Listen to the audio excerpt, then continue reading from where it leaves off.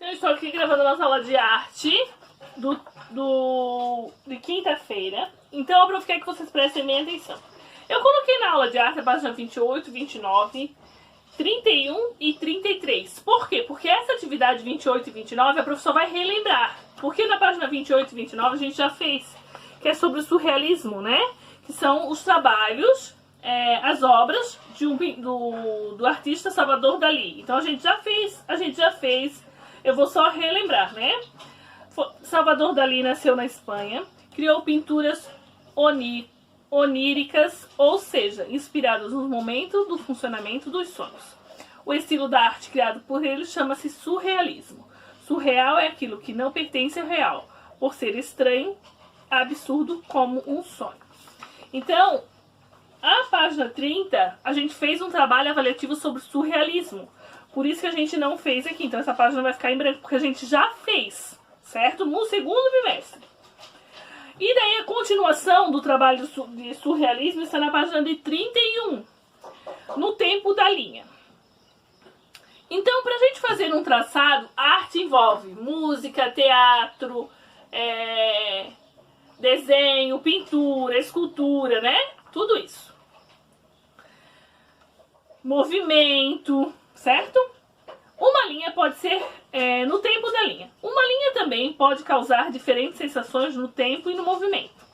Uma linha passa a sensação de maior movimento, de continuidade e fluidez, de interrupção, de velocidade e de lentidão.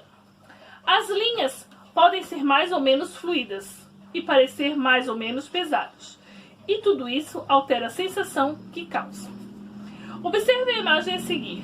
Quais as sensações causadas pelas linhas usadas por El Greco e Vincent van Gogh? Certo? Então aqui tem 3 imagens para a gente observar. A primeira, a segunda e a terceira. Então, ok. A primeira me dá a sensação de algo que começou e não foi finalizado. Dá a sensação de um traço fino, não foi uma coisa contínua, não foi fluida, não foi continuada, né? A número 2 me dá a sensação de uma pessoa de costas, assim, né? Aparecendo uma pessoa. E na terceira mostra uma paisagem, né? Traços curtos, traços precisos, a gente consegue observar muito bem o que aquele tracejo quer dizer, né? O que aquele traço nos traz. Então, o traço no desenho... Uma linha, através de uma linha você pode fazer ter N ideias. A prof geralmente eu conto uma história, e eu já fiz com os alunos meus, é sempre uma dinâmica que eu gosto bastante. E daí, com essa história, vocês vão traçando, mas tem que ser na mesma hora, não dá pra ser online, né? Tem que ser de estar junto. Então, sendo assim, a prof fez uma outra proposta pra gente trabalhar a importância de um traço, né?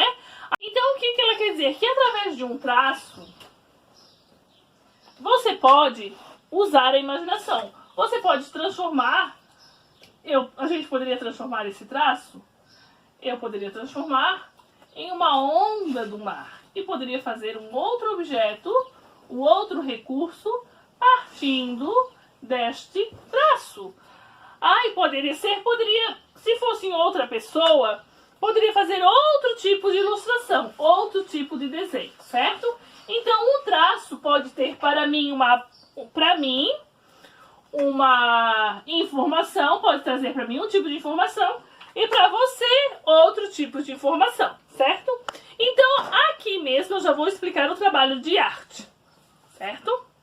Depois vou continuar na apostila. A prof mandou para vocês um traço igual para todos, certo? Um traço. Você vai, a partir desse traço, você vai fazer uma ilustração.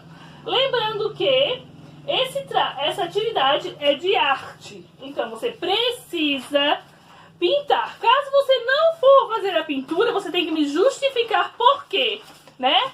E outra coisa que você tem que fazer bonito, né? Adequadamente. Lembrando que vale nota. É a nossa primeira nota de arte do 4º bimestre. Então, sim, a Aí você vai fazer o traço, você vai imaginar, você vai tirar da sua imaginação o que é aquilo ali. Eu preciso que você descreva pra mim, você escreva o título da sua obra, o que ela é, pra mim poder entender, né? Poder validar a sua nota desse bimestre, primeira de arte. Então, na página de número 32, era para fazer esse tipo de trabalho.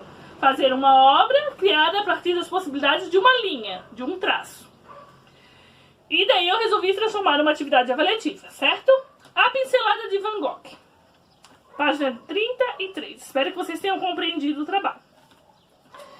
Os movimentos das linhas que vimos no desenho de Vincent van Gogh aparecem ainda mais em suas pinturas.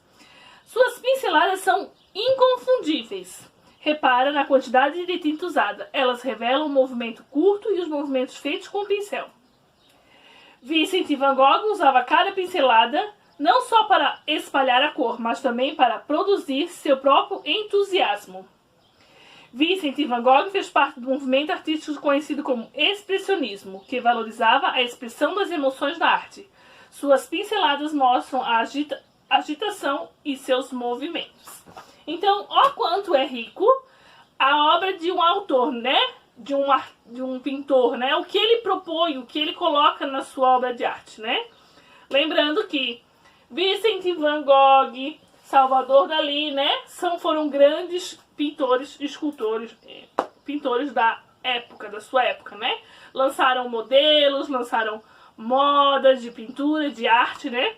E são conhecidos mundialmente, certo? A prof está sentida que a nossa aula de arte, realmente a aula de arte, pra mim, a gente tem que colocar a mão na massa, a gente tem que fazer, a gente tem que mexer, mas estamos à distância e isso não é possível.